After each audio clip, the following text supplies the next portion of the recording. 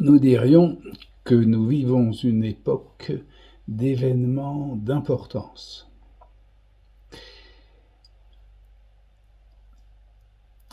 Ce qui compte surtout, après cette banalité, c'est d'abord de se rappeler qu'ils étaient annoncés. Parce que ça, on a tendance remarquablement à l'oublier. Donc, annoncés parce que il y a 2-3 ans, avant cette année 2020 où on a le nez dans le masque, on subodorait quelques menaces sur Terre, écologiques, etc., des grands phénomènes que nous annoncions en cours de préparation. Phénomènes sur le climat, sur la pollution, sur la surpopulation, sur l'intelligence artificielle qui allait venir, tout ça. Et puis tout à coup, donc on n'en parle plus beaucoup. On annonçait par exemple des phénomènes de... il n'y aurait plus de travail, l'intelligence artificielle allait faire ça, il fallait arrêter les industries pour la pollution, il fallait limiter les naissances, etc. Et puis, donc, ça c'était un peu de la futilité, c'était un petit peu du spectacle, maintenant on n'y pense plus. Et on se demande si on va guérir du virus. Alors, nous savions que, en fait, que l'humanité doit se transformer.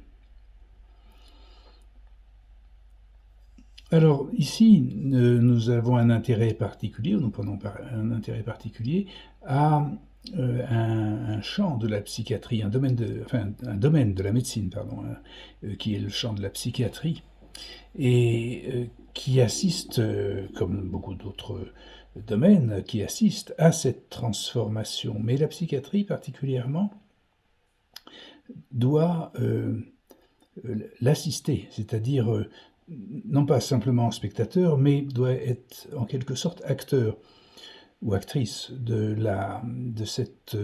du contrôle ou du vécu ou de la traversée de cette transformation. Pas simplement les microscopes et les vaccins et les pilules.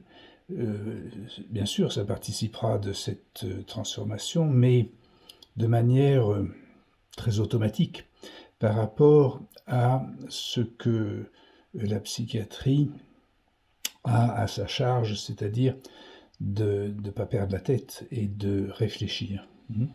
Alors, il est vrai d'ailleurs, au demeurant, que on peut dire qu'elle a anticipé, elle a débuté cette transformation, la psychiatrie.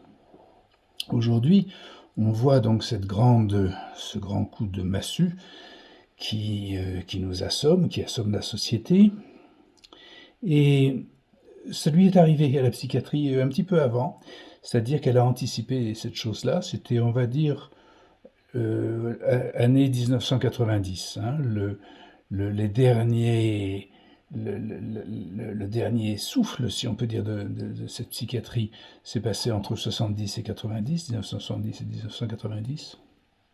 Et il s'agissait de ce qu'on a appelé la psychiatrie de masse, ou la psychiatrie institutionnelle, la psychothérapie institutionnelle, la psychiatrie de secteur et l'antipsychiatrie. Ces domaines-là, anticipés, avaient déjà réfléchi sur les machines désirantes, sur la propagande, la manipulation de masse, et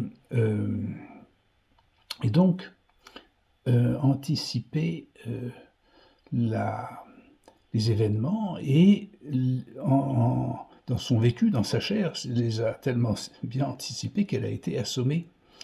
Donc à peu près 20-30 ans avant que les gens, les personnes soient également aujourd'hui donc dans cet état un peu de d'hébétude. La psychiatrie, elle, est hébétée depuis 30 ans. elle compte ses pilules et chiffre ses tics et ses tocs comme on chiffre la cadence de la production des masques, enfin, et puis les règles, les lois qui tombent sans cesse, de faire comme ci, faire comme ça, sortir à telle heure, faire des petites marques sur des papiers, enfin des dérogations quand on sort, des choses comme ça. Alors, cette anticipation, cette précédence de l'événement et de son traumatisme vécu par la psychiatrie nous fait penser donc que l'évolution, le progrès de l'humanité en traversant cette crise, cette période, se terminera aussi ou sera réglé en grande partie par les définitions de ce qui s'appelle les lois de la médecine, ce qu'on appelle l'hippocratisme. La médecine, ça vient de Hippocrate. Hippocrate, c'est le patron des médecins, si on peut dire. Hein. Et c'est celui qui est, où c'est la série de règles qui définissent ce que c'est qu'un acte médical. Et alors, cet acte et cette médecine hippocratique, on peut douter de ne pas trop savoir ce que c'est, mais on le découvre quand on observe ce qu'elle ne devient plus, ou ce qu'elle n'est pas, c'est-à-dire quand actuellement elle est obligée d'abdiquer, elle est destituée, à savoir que les médecins obéissent aux lois pour prescrire. Ils n'ont plus la liberté de prescrire. Ce qu'ils ont appris n'est peu de choses, que ce qui compte, finalement, c'est d'apprendre à obéir. Et leur science, leur relation, ce qu'on appelle la relation médecin-malade ou malade-médecin, la relation psychothérapeutique du traitement de la maladie, tout cela donc doit être abandonné. Hein. Et on est entré dans une médecine de masse ou une médecine vétérinaire, une médecine algorithmique, mais avec des algorithmes crétins, parce qu'il y en a des intelligents. Hein. Donc cette médecine de masse était annoncée, et c'est tout à fait logique, normal que nous passions par ça.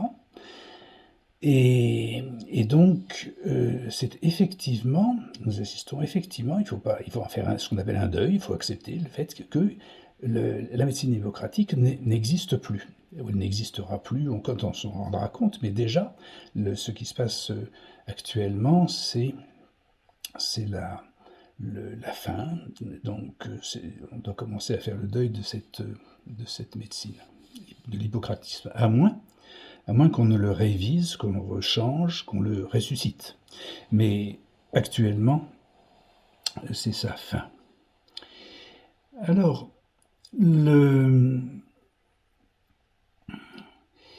s'il ressuscitait,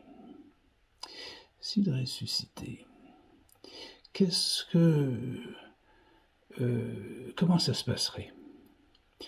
Ça se passerait si on en trouve les lois. Actuellement, jusqu'à présent, ou jusqu'avant les événements actuels, là, les lois de la médecine hippocratique étaient connues, grosso modo, c'est-à-dire de manière assez frustre. Elles étaient résumées dans le serment d'Hippocrate, comme il y avait dans la civilisation les tables de la loi, hein, c'est-à-dire un truc un peu grossier, mais qui marche très bien, et qui définissait en peu de termes, mais en quelques termes très précisément, donc une règle, si on peut dire.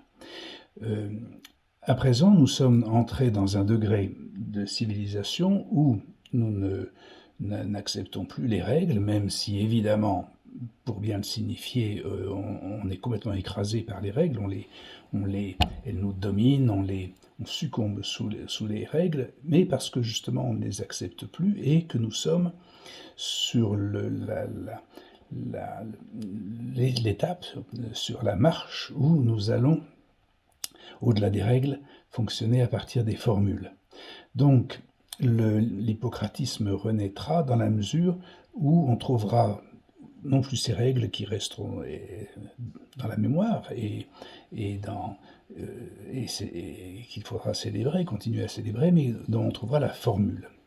Je l'ai appelé, et ça, il y a toute une description très précise, et c'est une description qui a duré des années, mais qui se résume, par exemple, dans une vidéo où donc j'ai appelé cette formule H comme Hippocrate, comme hippocratisme.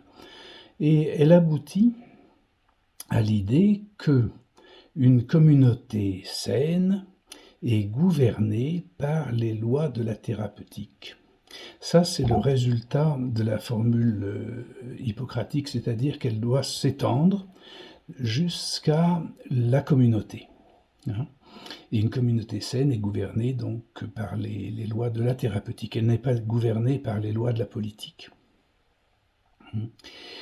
Alors,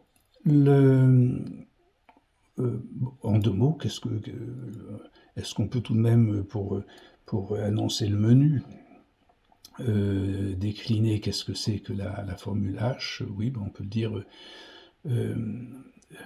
la médecine ou l'hippocratisme, c'est un acte, c'est l'acte de deux individus doublés d'un être psychique, et que le désir développe en être collectif. Bon, alors c'est vite dit, et personne ne pourrait le comprendre aussi vite que c'est dit, mais c'est éventuellement à réfléchir, à étudier, à noter, et donc c'est pour ça que je le pose comme ça à toute allure, et c'est enregistré. Ce qui nous intéresse maintenant, ce à quoi il faut passer, c'est ce qui nous reste de possible pour les médecins actuellement, donc au moment où cette médecine hippocratique donc est démise, est destituée, où elle abdique. Donc ce qui reste, c'est en manifester le soutien et endurer la phase où il n'y a plus de médecine, si on peut dire, ou sinon une médecine vétérinaire, et puis endurer cette phase-là, faire un deuil qui permettra donc cette ressource, cette régénération. Alors, cette régénération de la médecine, elle passera forcément par ce qui semble la détruire là actuellement, c'est-à-dire l'intelligence artificielle, on va dire, ou la digitalisation, le numérique, enfin toutes ces choses-là. Ça semble détruire notamment la psychiatrie, mais la médecine. Et ce sont des vieilles formules hermétiques, l'hermétisme depuis longtemps, c'est-à-dire les alchimistes, les constructeurs de machines, enfin depuis longtemps, depuis le début du monothéisme, en fait, il y avait une connaissance du fait que Dieu avait fait sa créature, et que la créature aussi pouvait créer. Et donc, elle créait des machines qui les rendaient malades, et qui les guérissaient. Dans le seconde boucle, dans le second cycle.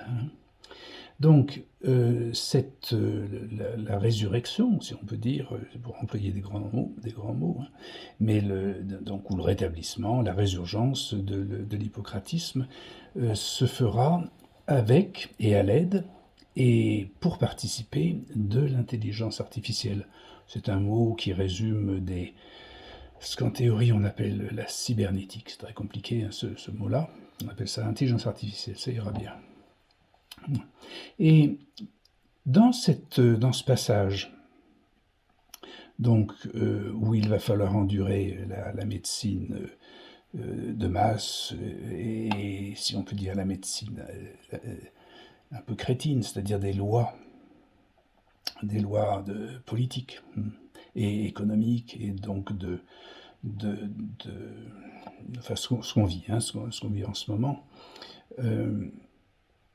Donc le fil, le fin passage, hein, de notre médecine actuelle, enfin de la survie, si on peut dire, hein, et jusqu'à à cette renaissance de la médecine se fera par l'exercice de la télémédecine. Si on peut dire, c'est le guide, hein, qui met en contact le médecin et son patient, en faisant usage de ce qui est en fait derrière tout ça, donc l'intelligence artificielle. Donc c'est sur ce guide, ce fil, que l'on va se tenir, comme dans le noir, on se tient à une rampe, hein, et on va être guidé comme ça par la télémédecine. Et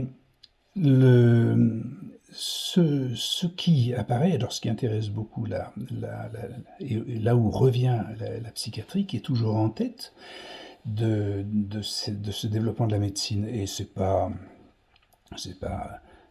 extraordinaire de le dire, que la psychiatrie est en tête, hein, on voit pas, elle est pas, justement, c'est une histoire de tête, hein, la psychiatrie. Et alors, la télémédecine psy, c'est-à-dire quand la psychiatrie se fait par télémédecine, en fait, elle est très proche de la psychanalyse. Quand elle veut bien réfléchir, ça arrive. Enfin, c'est-à-dire que Freud a inventé la psychanalyse quand on installait le téléphone chez lui, hein, et tout le monde aura remarqué, et bien sûr, on s'est tous étonnés et admiré le fait que sur un divan, et puis avec la manière dont on faisait une psychanalyse, c'était comme si on était au téléphone, on parlait sans se voir. Et donc la télémédecine, en fait, disons, était préfigurée, préfacée comme ça par... enfin, la télémédecine psy, hein, était préfacée par la psychanalyse. Et on verra, d'ailleurs, que cette télémédecine psy, qui donc... On le voit par cette histoire de la psychanalyse et cette antécédence, on voit qu'elle doit se concentrer, elle est spécifique de se concentrer sur la parole, c'est-à-dire c'est surtout le téléphone, hein. Donc on verra que cette télémédecine psy va être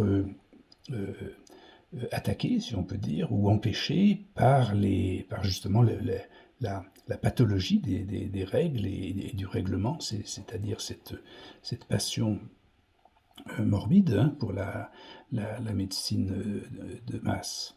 Donc cette télémédecine psy va être, si on peut dire en quelque sorte, on le verra, hein, vous le verrez bien, elle va être un petit peu interdite, les médecins, les psychiatres le savent déjà, parce que le règlement va imposer qu'elle soit faite en visioconférence. Sans ça, c'est pas un acte médical si on le fait par téléphone. C'est au demeurant complètement illégal de dire ça, puisque la définition de la télémédecine est en effet qu'elle peut utiliser le téléphone comme les robots, comme l'écriture, comme toute chose, et a fortiori la télémédecine psy, hein. Donc c'est excellemment son outil, c'est l'outil téléphonique, et c'est quelque chose que les règlements du style porter le masque et marcher en marche arrière, par exemple, hein, si on invente ça, donc on dira il faut faire de la visio. Bon, c'est comme le Big Pharma, la visio, on sait pourquoi, c'est parce qu'il faut des plateformes donc spécialisées qui coûtent cher et qui permettent à des entreprises financières de se faire payer pour qu'on fasse usage de leurs vidéos qui coûtent plus cher que le téléphone. Donc voilà, donc on verra, et on est en train de voir, hein, tout ça se produire. Là, je l'ai fait comme ça, comme un petit essai vidéo,